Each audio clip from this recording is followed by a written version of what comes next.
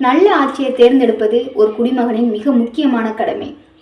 ஒரு சிறந்த தலைவர் அல்லது கட்சியை தேர்ந்தெடுக்க நீங்கள் கவனிக்க வேண்டிய முக்கியமான விஷயங்கள் என்ன அப்படிங்கிறத இந்த வீடியோவில் பார்க்கலாம்.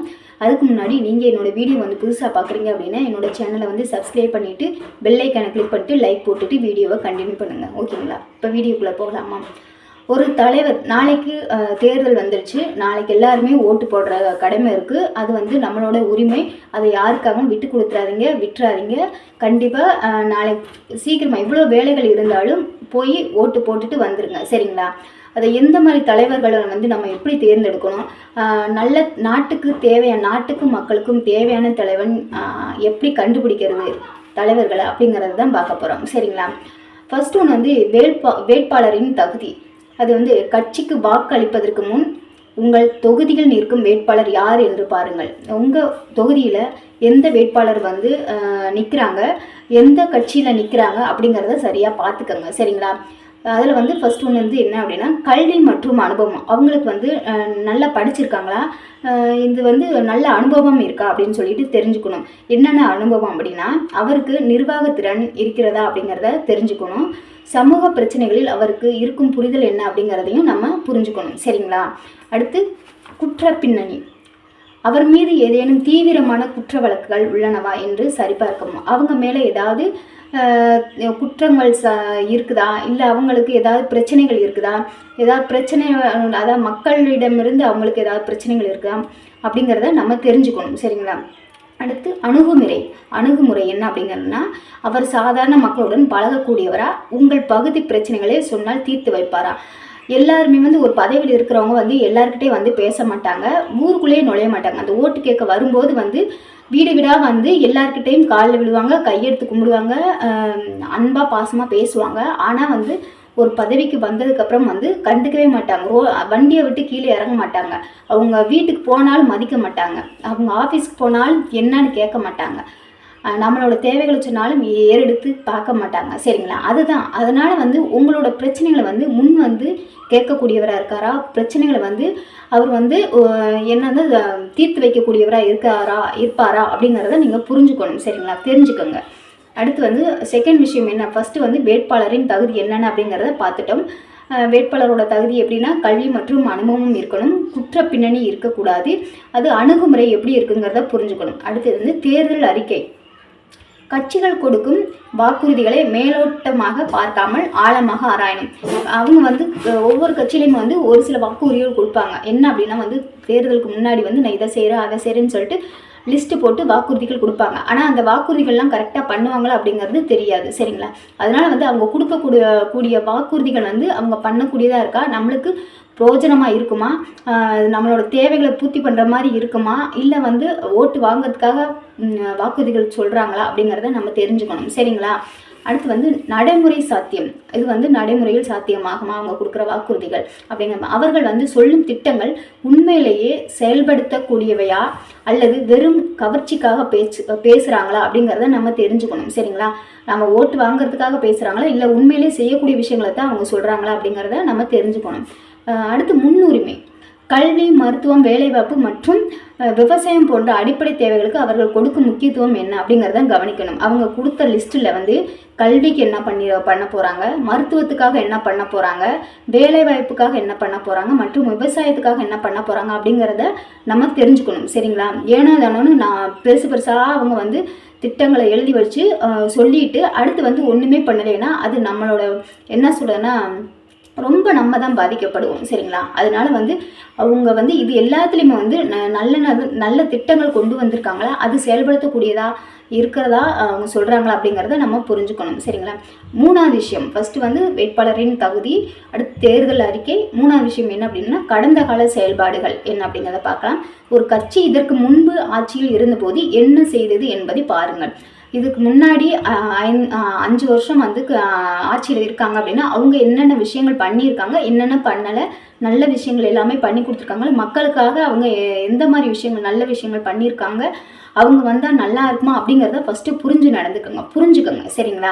அடுத்து அவர்கள் கொடுத்த வாக்குறுதிகளை நிறைவேற்றி இருக்கிறாங்களா அப்படிங்கிறத தெரிஞ்சுக்கணும். அவங்க ஓட்டு கேட்கும்போது கொடுத்த வாக்குறுதிகள் எல்லாமே இப்போ வந்து இந்த வருஷம் இந்த 5 ஆண்டுகள் முடியும் போது அவங்க எல்லாமே நிறைவேற்றிட்டாங்களா அப்படிங்கிறத தெரிஞ்சுக்கோங்க சரிங்களா. அவங்க சொன்ன வாக்குறுதிகள் எல்லாமே பண்ணிட்டாங்களா அப்படிங்கிறத புரிஞ்சுக்கணும் ஓகேங்களா. அடுத்து நாட்டின் அல்லது மாநிலத்தின் பொருளாதாரம் மற்றும் உட்கட்டமைப்பு, சாலை, மின்சாரம், தண்ணீர் ஆகியவை அவர்கள் காலத்தில் எப்படி இருந்தது அப்படிங்கிறத புரிஞ்சுக்கோங்க சரிங்களா. நாட்டின் அல்லது மாநிலத்தின் பொருளாதாரம் அப்படிங்கிறது ரொம்ப முக்கியம். என்னன்னா ரோடு வசதி வந்து இருக்கணும், நல்ல ரோடு வசதி இருக்கணும், நல்ல தண்ணி இருக்கணும், மின்சாரம் இருக்கணும். இது ரொம்ப ரொம்ப முக்கியமானதாக இருக்குது. இது எல்லாமே வந்து கரெக்டாக பண்ணியிருக்காங்களா, அவங்க ஆட்சி காலத்தில் வந்து சரியாக பண்ணியிருக்காங்களா, அதை தரமானதாக இருக்கா அப்படிங்கிறத நம்ம தெரிஞ்சுக்கணும் சரிங்களா. எப்படி இருக்குது அப்படிங்கிறத தெரிஞ்சுக்கணும். கொள்கைகள், 4th ஒன் வந்து கொள்கைகள் சரிங்களா. ஃபஸ்ட்டு வேட்பாளரின் தகுதி, தேர்தல் அறிக்கை, 3வது வந்து கடந்த கால செயல்பாடுகள், 4வது வந்து கொள்கைகள். அந்த கட்சியின் கொள்கைகள் உங்களுக்கு உடன்பாடானதா என்று சிந்தியுங்கள். அவங்க சொல்லக்கூடிய கட்சியின் கொள்கைகள் வந்து உங்களுக்கு வந்து அதில் வந்து திருப்தி உடன்பாடு இருக்கா அப்படிங்கிறத நம்ம யோசிக்கணும் சரிங்களா. ஃபர்ஸ்ட் எப்படின்னா மக்களாட்சி, மதச்சார்பின்மை மற்றும் சமூக நிதி ஆகியவற்றில் அந்த கட்சியின் நிலைப்பாடு என்ன அப்படிங்கிறத நம்ம தெரிஞ்சுக்கணும். மக்களாட்சி, மதசார்பின்மை மற்றும் சமூக நிதி ஆகியவற்றில் அந்த கட்சியின் நிலைப்பாடு என்ன. ஒரு சிலர் பார்த்திங்கன்னா வந்து அந்த என்ன கட்சிக்காக மட்டும்தான் அந்த அவங்களுக்குன்னு தெரியும்ல, இவங்க நம்ம கட்சிக்காரங்க, இவங்க நம்மளுக்கு தான் ஓட்டு போடுவாங்க அப்படின்னு தெரிஞ்சு வச்சுக்கிட்டு இந்த கட்சிக்காரங்களுக்காக மட்டுமே வந்து ஒரு சிலர் வந்து எல்லா தேவை அவங்க ஆட்சிக்கு வந்ததுக்கப்புறம் அவங்களுக்காகவே வந்து அவங்களுக்கு வேண்டியதை புறம் பண்ணுவாங்க. ஆனால் வந்து மற்ற மக்களை வந்து ரொம்ப கஷ்டப்படுற மக்களை அவங்க ஆட்சியிலே இல்லை, அவங்களுக்காக ஓட்டு போடலன்னு தெரிஞ்சுக்கிட்டவங்க அவங்க என்ன பண்ணுவாங்கன்னா அவங்களுக்கு எதுவுமே பண்ண மாட்டாங்க. நீ அவங்களுக்கு தானே ஓட்டு போட்ட அப்படின்னு சொல்லிட்டு அவங்கள அப்படியே ஒதுக்கிடுவாங்க, அடிமட்ட ஆக்கிடுவாங்க. இன்னொரு விஷயம் என்னன்னா இந்த வசதியோடு இருக்கிறவங்க அவங்களோட அந்த ஆட்சிக்கு வந்ததுக்கப்புறம் அவங்களுக்கு கூடவே ஜால்ரா போட்டவங்களுக்காகவும் அவங்களோட உறவினர்களுக்காகவுமே வந்து ஆட்சியை பயன்படுத்துவாங்களே ஒழிய அந்த அடித்தர மக்கள் வந்து அப்படியே தான் இருப்பாங்க. அவங்களோட படிப்புக்கு, பொருளாதாரம், அவங்க வறுமை கோட்டு கீழே இருக்காங்க அப்படின்னா வந்து அது அப்படியே தான் இருக்கும். அவங்க கொஞ்சம் கூட முன்னேறி இருக்க மாட்டாங்க. கல்வியில், மருத்துவத்தில் எதுலேயுமே அவங்களுக்கு ஒரு முன்னேற்றமே இருக்காது சரிங்களா. அவங்கள கண்டுக்கவே மாட்டாங்க. அந்த கூட சேர்ந்து சால்ரா போடுறவங்களுக்காகவும் அவங்களோட சொந்தக்காரங்களுக்காகவும் மட்டுமே அவங்களோட ஆட்சிகளை பயன்படுத்திக்கோங்க. அப்படி இருக்கிறாங்க அப்படின்னா அவங்கள தயவுசெய்து யோசிச்சு அவங்களுக்காக ஓட்டு போடுங்க. நிற்கிறாங்க ஓட்டுக்காக நான் அதை செய்கிறேன் இதை செய்கிறேன்னு சொல்கிறவங்களுக்காகலாம் நீங்கள் யோசிக்காதீங்க. உண்மையிலே அவங்க வந்து நம்ம தொகுதியில் இருந்தாங்கன்னா நம்ம மக்கள்னால் வந்து நீங்கள் மட்டும் இல்லை, உங்கள் தொகுதியில் இருக்கிற எல்லாருமே. இதில் வந்து சாதி மதம் எதுவுமே இருக்கக்கூடாது. எல்லாருமே நம்மளோட மக்கள்.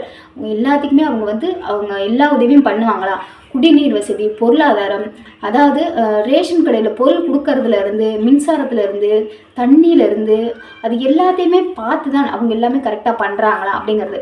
ஒரு சிலர் வறுமை கோட்டுக்கு கீழே இருக்கவங்களுக்கு தான் பண்ணுறேன் அப்படிம்பாங்க. ஆனால் வந்து அந்த வறுமை கோட்டுக்கு கீழே இருக்கவங்க எப்படி அவங்க யாரெல்லாம் சேர்த்துருப்பாங்க அப்படின்னா வந்து அந்த வசதியாக இருக்கவங்க பூரா வறுமை கோட்டுக்கு கீழே இருக்கேன்னு சொல்லிட்டு எழுதி கொடுத்து எல்லா ஒரு சலுகையும் அவங்க வாங்கிக்குவாங்க. இந்த வறுமை கோட்டு கீழே இருக்கவங்களுக்கு ஏதாவது ஒரு காரணத்தை சொல்லி அவங்கள வந்து ஏற்றுக்கவே மாட்டாங்க சரிங்களா. இப்படிப்பட்ட சூழ்நிலைகள் இருக்கிறவங்கள தயவு செய்து புரிஞ்சு நடந்துக்கங்க. ஓட்டு உங்கள் கையில் தான் இருக்குது.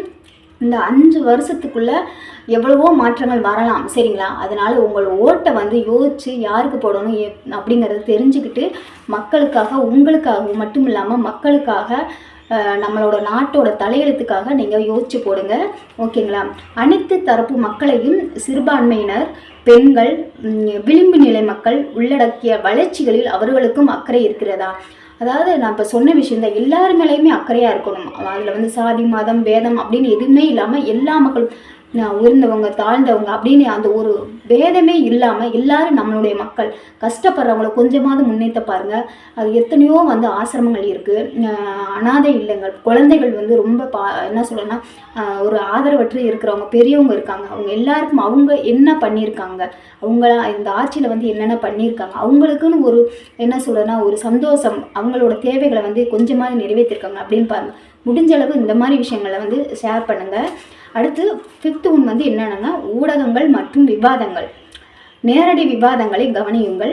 கேள்விகளுக்கு அவர்கள் அளிக்கும் பதில்களில் தெளிவு இருக்கிறதா என்று பாருங்கள். நேரடியாக வந்து ஊடகங்களில் பேசுகிறாங்கல்ல, பத்திரிகையில், டிவியில், அப்படி பேசும்போது என்னென்னா அவங்க கேட்குற கேள்விகளுக்கு நேரடியாக அவங்க பதில் சொல்கிறாங்களா, இல்லை மழுப்புறாங்களா, இல்லை அப்புறம் சொல்கிறேன்னு சொல்கிறாங்களா, இல்லை என்ன சொல்கிறாங்கன்னா தள்ளி விட்டு போகிறாங்களா அப்படிங்கிறத கவனிக்கணும். சரிங்களா?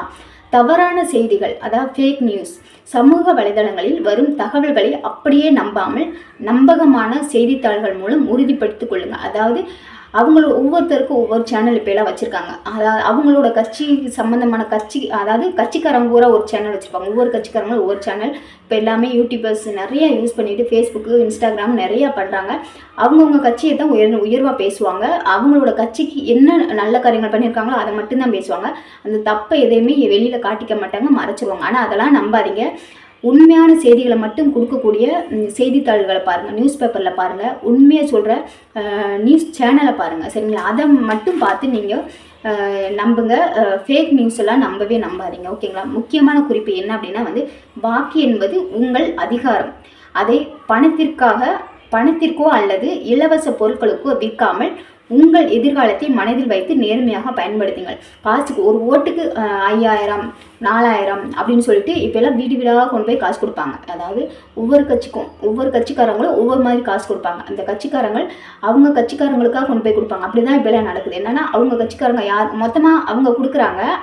அதுலேயுமே வந்து ஊழல் நிறைய நடக்குது. இப்போ ஒரு கட்சிக்காரங்க இருக்காங்கன்னா அவங்க கட்சிக்காரங்க ஒருத்தவங்கள்ட்ட கொடுத்துட்றாங்க. இந்த எல்லா மக்களுக்கும் கொடுக்க சொல்லி கொடுப்பாங்க. அவங்க அதில் கூட அவங்க யாரெல்லாம் நம்மளுக்கு ஓட்டு போடுவாங்களோ அவங்களுக்கு மட்டும் போய் வீடு வீடாக தட்டி காசை கொடுத்துட்டு வந்துடுறது. அந்த மற்றவங்க இவங்க நம்மளுக்கு போட மாட்டாங்கன்னு தெரியுதுல, அவங்களுக்கு வந்து கொடுக்க மாட்டாங்க. இப்படியே வந்து ஒவ்வொரு கட்சிக்காரங்களும் இப்படி பண்ணும்போது என்னன்னா மக்களுக்கு அது ஒரு எண்ணமே வராது. இவங்க வந்து இப்படி தான் இருப்பாங்க. அப்போ இதில் வந்து என்னது அந்த ஏற்றத்தாழ்வு பார்க்குறாங்களா, இதில் இருந்தே தெரிஞ்சுக்கணும் அவங்க எப்படிப்பட்டவங்களா இருப்பாங்க அப்படிங்கிறது. அதனால் காசுக்காக வந்து உங்களோட ஓட்டை வந்து விற்காதீங்க. சரிங்களா? உங்களோட ஓட்டு அதுக்கு மதிப்பே இல்லை. நீங்கள் ஓட்டு போடுறத சிந்திச்சு இந்த நம்ம நாட்டுக்கு வந்து ஒரு நல்ல தலைவன் வேணும் அப்படின்னா வந்து சிந்திச்சு ஓட்டு போடுங்க. அப்போ தான் வந்து நம்மளோட பொருளாதாரத்தில் இருந்து எல்லாமே வளர்ச்சி அடையும். சரிங்களா? நம்ம அடிமட்டத்துக்கு அடிமை ஆகக்கூடாது. நம்மளோட வளர்ச்சி வந்து முன்னேறணும். எப்பயுமே சுதந்திரமாக இருக்கணும் அப்படிங்கிற ஒரு எண்ணத்தில் நீங்கள் பண்ணணும்னு நினச்சிங்க அப்படின்னா வந்து நல்லா சிந்திச்சு எந்த ஒரு முடிவுமே பண்ணுங்கள். உங்கள் ஓட்டை நல்ல தலைவனுக்காக தேர்ந்தெடுத்து போடுங்க. சரிங்களா? உங்கள் பகுதியில் தற்போது நிலவும் மிக முக்கியமான பிரச்சனை எது அப்படிங்கிறத ஃபஸ்ட்டு யோசிச்சு பாருங்கள். அதை தீர்க்க எந்த மாதிரியான தலைவர் தேவை என்று நீங்கள் நினைக்கிறீங்கன்னு உங்கள் தொகுதியில் வந்து இப்போ மிகவும் முக்கியமான பிரச்சனை என்ன இருக்குன்னு ஃபஸ்ட்டு பாருங்கள். பார்த்துட்டு இந்த பிரச்சனைகள் வந்து தீர்க்க எந்த மாதிரியான தலைவர் இருந்தால் நல்லாயிருக்கும் அப்படின்னு நினைக்கிறீங்க அப்படிங்கிறத கமெண்ட்லாம் சொல்லுங்கள். ஓகேங்களா? இந்த வீடியோ உங்களுக்கு பிடிச்சிருந்தா லைக் பண்ணுங்கள், ஷேர் பண்ணுங்கள், கமெண்ட் பண்ணுங்கள். சப்ஸ்கிரைப் பண்ணாமல் இருந்தீங்கன்னா சப்ஸ்கிரைப் பண்ணிட்டு பெல் ஐக்கனை கிளிக் பண்ணிட்டு ஆளுங்க கிளிக் பண்ணுங்கள். அப்போ தான் நான் போகிற வீடியோஸ் எல்லாமே உங்களுக்கு நோட்டிஃபிகேஷன் வரும். ஓகே, பாய்ங்க. அடுத்த வீடியோவில் பார்க்கலாம்.